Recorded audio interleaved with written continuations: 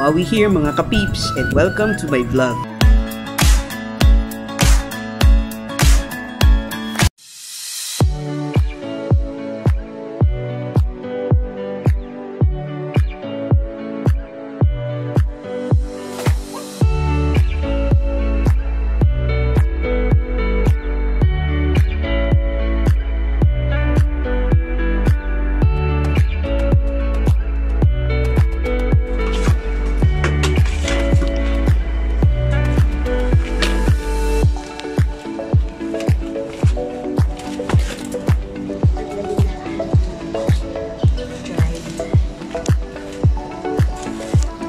Maganda tong klase. Hindi siya yung usual kulay, no?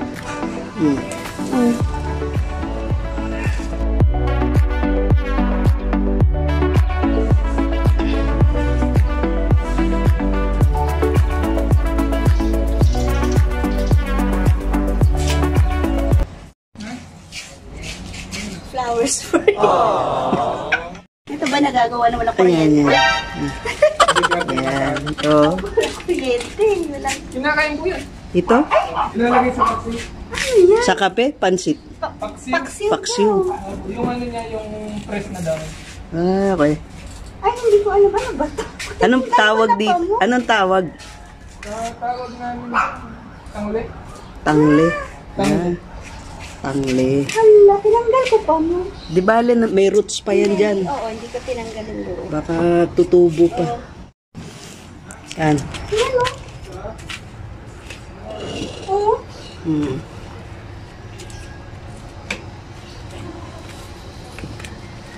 Ginawa mo na lang stand yung dalawa para tumaan. Oh, okay. Ito kaya, ay ito, alam ko, buhay to. Tatanggalin ko kaya ito, ma. Oh, sige.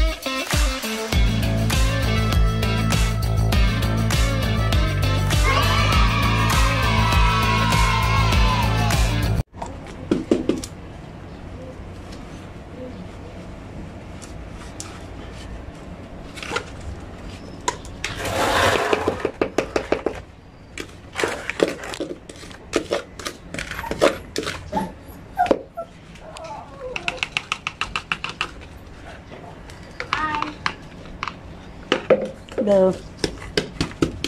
Hi. There, Kawa. Kaya siya nagkakain.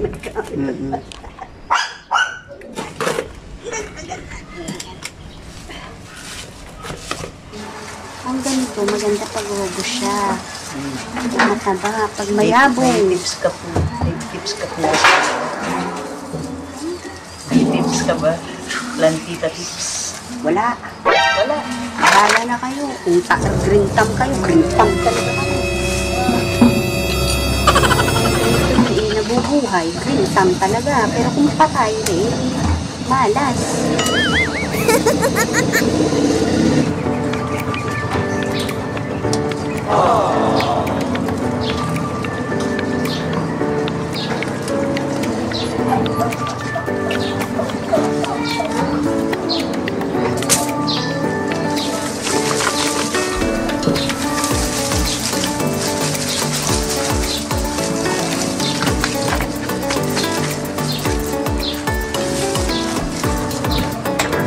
Ay, katali pa pala dun sa dulo.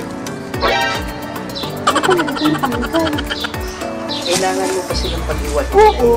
Lalagay ko sa iba-ibang lalagyanan. Ay! Pwede naman itanong yun.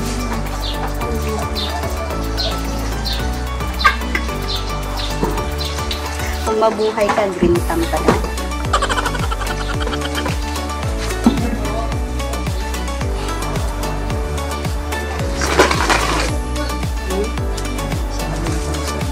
Tingnan mo. Let's spread out.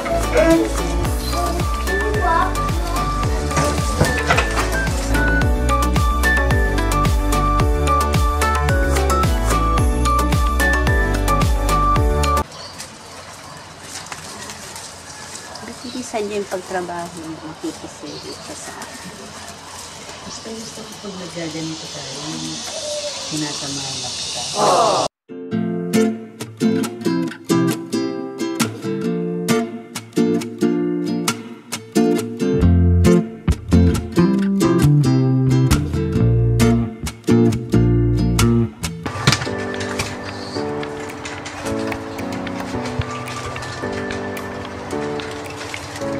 Nini, stem lang ba yung ano ng santan? Ano stem? Stem lang yung tinutusok?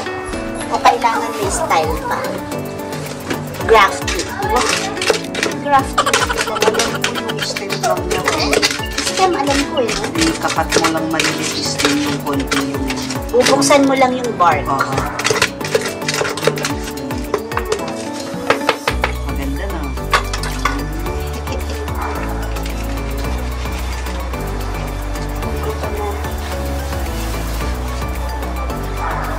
Dagdagan ko lang.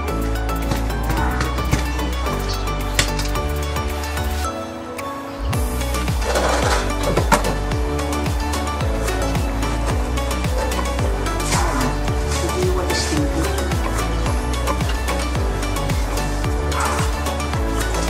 No. Wait. Pasok. No. Para din palang santan to eh. Yung Ito. green. Alam ko santan to. Wow, tingnan mo yun. Pero pwede mo siyang i-shape yata. Tignan mo to, yung leaf niya. Oh. Santan dito. Pwede mo yata yan i-shape eh. Halimbawa, gutitin mong pabilog. Tabi to. Kasi mabilis lang siyang tumulo. Ano ka ba bumilog ka na? Kupitan mo. Trim mo. Kaya mo yan. Go, go, go.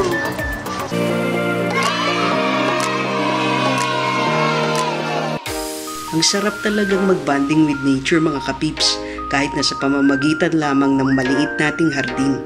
Mas lalo pa pagkasama natin ang ating iniirog na may kwentuhan at tawanan. May kasabihan nga po na ang hardin ay parang relasyon. Kailangan mong makita ang tamang balanse ng atensyon at pag-aruga para matulungang yumabong ito, mabuhay at makapagbigay saya sa makakasilay nito. Thank you and God bless.